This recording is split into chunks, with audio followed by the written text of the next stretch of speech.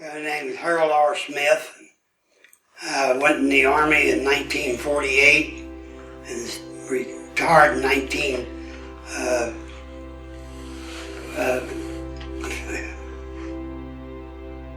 think now, 1979. First I took basic training here at Fort Knox, and at that time, if you're going to be infantry, you just took 13 weeks of basic training.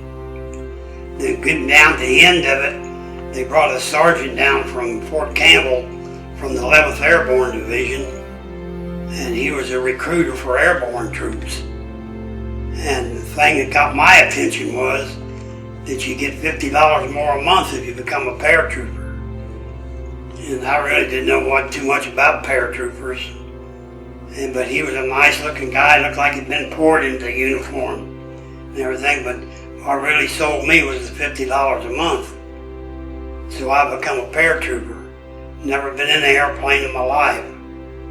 So we went to Fort Benning and took our jump training for 3 weeks. And that started, and I wound up making 369 static line jumps. And then I went on from that, went into the free falling, as they call it, or skydiving, and made the 2,000. Then worked on different boards to perfect that, where it could be used in the military. I went on to become a command sergeant major after serving 2 tours in the Korean War and 3 tours in Vietnam.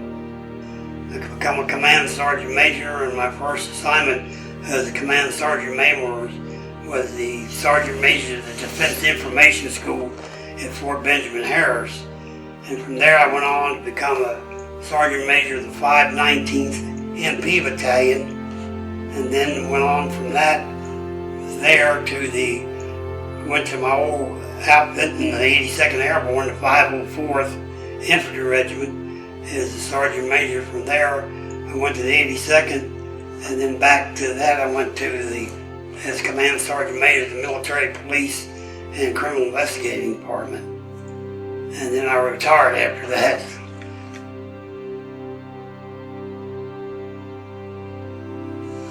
Well, we jumped in behind the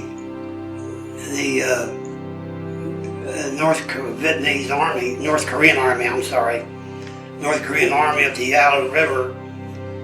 And first year of the war, 1950, was one of the coldest winters they'd ever recorded in Korea. And it was 30 below zero, and sometimes the wind was blowing at 35 knots.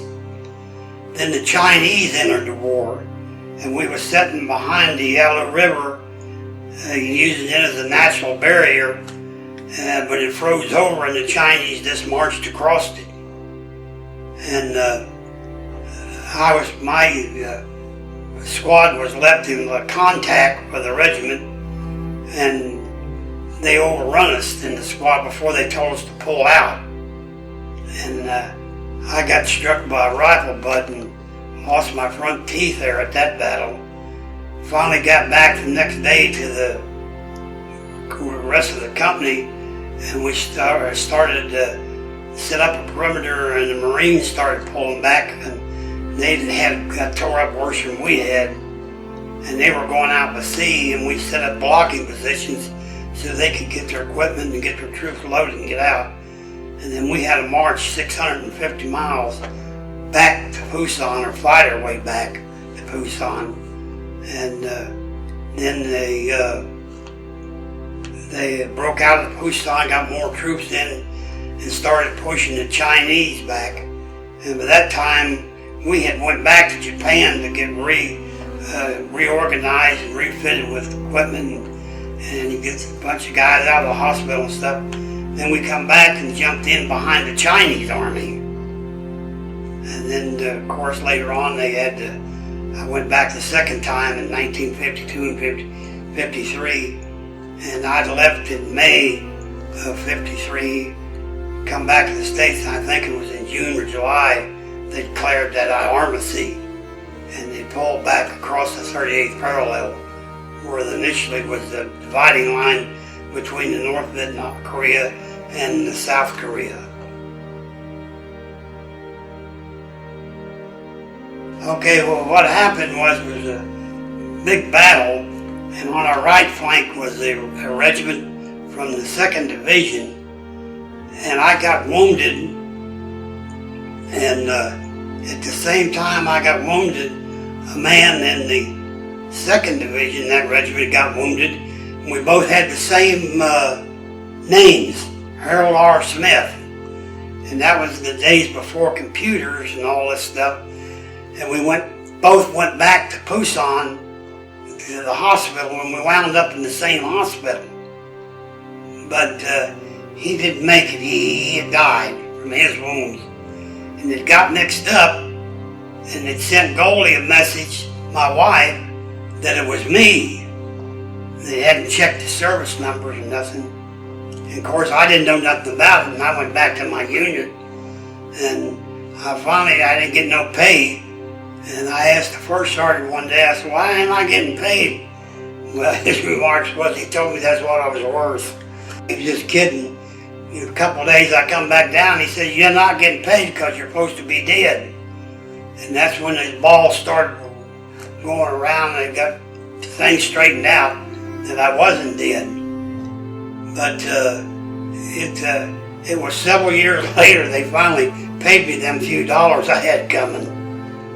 I'd done re-enlisted, and I don't know, 3 or 4 years later, they finally made the mistakes, corrected all of them, and I got paid my few dollars I had that month I lost.